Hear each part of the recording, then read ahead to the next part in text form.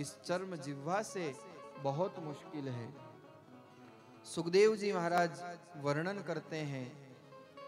इसके पश्चात राजन परीक्षित दिग्विजय करने के लिए प्रस्थान करते हैं। धर्म और पृथ्वी दोनों बेल और गाय का रूप धारण करके विचरण कर रहे थे। एक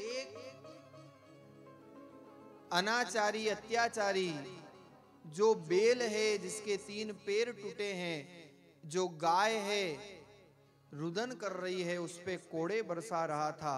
कौन था ये अत्याचारी? जिसका नाम है कलयुग। गाय पृथ्वी का रूप है, बेल धर्म का रूप है।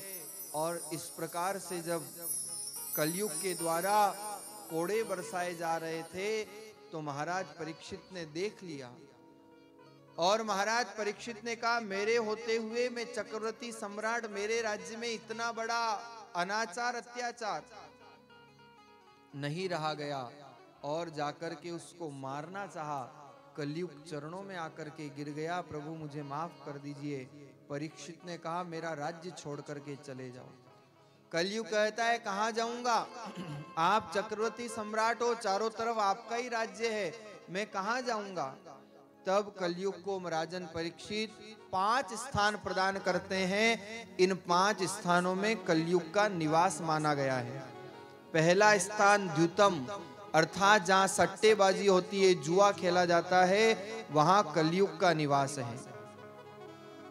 दूसरा स्थान पानम, जहां पर अपेय शराब का पान किया जाता है। राम राम राम राम, बैठिए। राम राम। शराब का जहां पान किया जाता है वहां कलयुग का निवास है। और आश्चर्य की बात, आज बड़े बड़े अच्छे अच्छे संभ्रांत परिवारों में इस अपेय पेय का पान किया जा रहा है। शराब का अर्थ क्या है? जो 100% राक्षस बना दे उसका नाम है शराब। शराब का नाम है मदिरा। मदिरा का पूरा अर्थ क्या है? मदिरा, मरघट दिखाने वाला रास्ता। शहरों में तो ठीक है, आजकल गांव में भी लोग इस गंदे पदार्थ का सेवन करने में बहुत उत्सुक हो रहे हैं। आज की युवा पीढ़ी किस तरफ जा रही है? सबको पता है कि यह नुकसान करेगी, लेकिन फिर भी न जाने क्यों हम इस प्रकार का अपेय पेय पान करते हैं। भगवान ने कितनी अच्छी अच्छी चीजें दी है पान करने के लिए, हम क्यों इस प्रकार की वस्तु का पान करें? इसलिए शराब में कलयुग का वास है। और देखो, मैं अक्सर कहा करता हूं कि पीने का इतना ही शौक है, आदमी पीता क्यों है? उसको लगता है मैं अब स्वतंत्र हो गया, लेकिन ये उसकी गलत फहमी है। आदमी स्वतंत्र नहीं, आदमी स्वच्छंद होता है। और इसलिए मैं अक्सर कहा करता हूं कि अगर पीने का इतना ही शौक है तो जाम पर जाम पीने से क्या फायदा? अरे रात को पी और सुबह उतर जाएगी। अगर जाम पीने का इतना ही शौक है तो एक बार राम नाम की, कृष्ण नाम की जाम पी ले, सारी जिंदगी नशे में गुजर जाएगी। सारी जिंदगी नशे में गुजर जाएगी। पीना है तो अध्यात्म का पान करो ना, कृष्ण नाम का पान करो।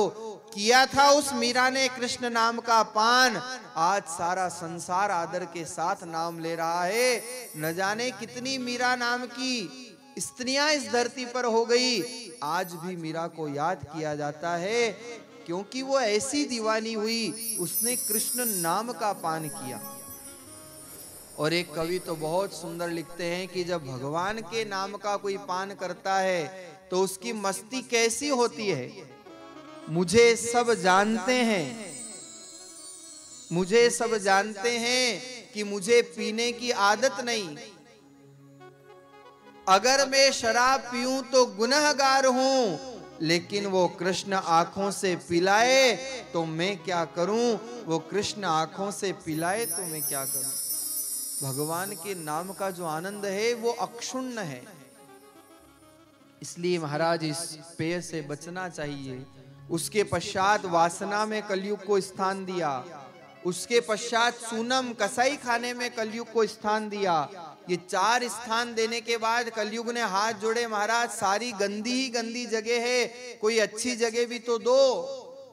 राजन परीक्षित ने कहा, जाओ, सोने में भी तुम्हारा निवास होगा और स्वर्ण में भी कलयुग का वास है। अब स्वर्ण का तात्पर्य क्या है यहां पर? धन में कलयुग का निवास है, लेकिन कौन सा धन? अनीति से कमाए गए धन में कलयुग का निवास है।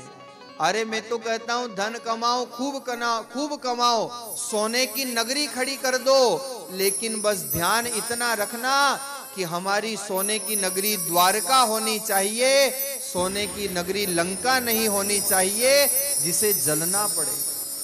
द्वारिका भी स्वर्ण की थी जिसमें साक्षात भगवान विराजमान हुए, और एक सोने की लंका भी थी जिसको जल करके धूं धूं होना पड़ा। इसलिए अनीति से कमाए गए धन में कलयुग का वास है, नीति से कमाए गए धन में नहीं है। और शास्त्र कहते हैं कि अन्यायोपार्जितम वित्तम 10 वर्षाणि तिष्ठति, प्राप्ते च 11 वर्षे समूलम तद विनश्यति। जो लोग बहुत खुश होते हैं ना, किसी को धोखा देके, किसी से चीटिंग करके, ध्यान रखना वो धन 10 साल तक तो आपको आनंद प्रदान करेगा, लेकिन प्राप्ते च 11 वर्षे, जैसे ही 11वां वर्ष लगेगा, समूलम तद विनश्यति, जो है उसको भी ले डूबेगा, सब कुछ समाप्त हो जाएगा। इसलिए धन पवित्र करने के लिए मन पवित्र होना चाहिए। अनीति की संपत्ति में कलयुग का वास है।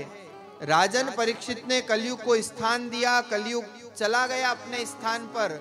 इधर राजन परीक्षित राजमहलों में लौटे, पर खुद स्वयं भूल गए कि सोने में कलयुग का वास है, और माथे पर स्वर्ण मुकुट पहन करके जंगल में शिकार खेलने के लिए गए। जरासंध का वो मुकुट माथे पे है, माथे पे कलयुग बैठ गया। परीक्षित धर्मात्मा व्यक्ति थे, लेकिन जंगल में जहां पर शमीक ऋषि तपस्या कर रहे थे, उन्होंने देखा, राजन परीक्षित ने सोचा मैं चक्रवर्ती सम्राट और ये संत मेरा सत्कार नहीं कर रहे, मेरा आदर नहीं कर रहे। सब कुछ समाप्त हो गया, सारी जो सतव्रती थी वो समाप्त हो गई। अपने बाण से एक मरा हुआ सांप लिया और ऋषि के गले में डाल दिया कि ये मेरा अपमान करते हैं। परीक्षित वहां से निकल गया, राजमहलों में आके स्वर्ण मुकुट उतारा, तब बुद्धि जागृत हुई कि ये मैंने क्या कर दिया। इधर शमीक ऋषि के पुत्र श्रृंगी ऋषि का आना हुआ, देखा पिता के गले में मरा हुआ सांप, ऐसे भजनिक महापुरुष, उनका अपमान। श्रृंगी ऋषि श्राप दे देते हैं, इति लंघित मर्यादम सप्तमे तक्षके हनि। जिसने भी ये जघन्य पाप किया है, आज से 7वें दिन तक्षक नाग उसको डसेगा और उसका प्राणांत हो जाएगा। इधर परीक्षित को सूचना मिली कि श्रृंगी ऋषि का श्राप मुझे मिला है। क्यों किया था ये परीक्षित ने कार्य? क्योंकि परीक्षित क्रोध में था, और व्यक्ति जब क्रोध में होता है तो सबसे पहले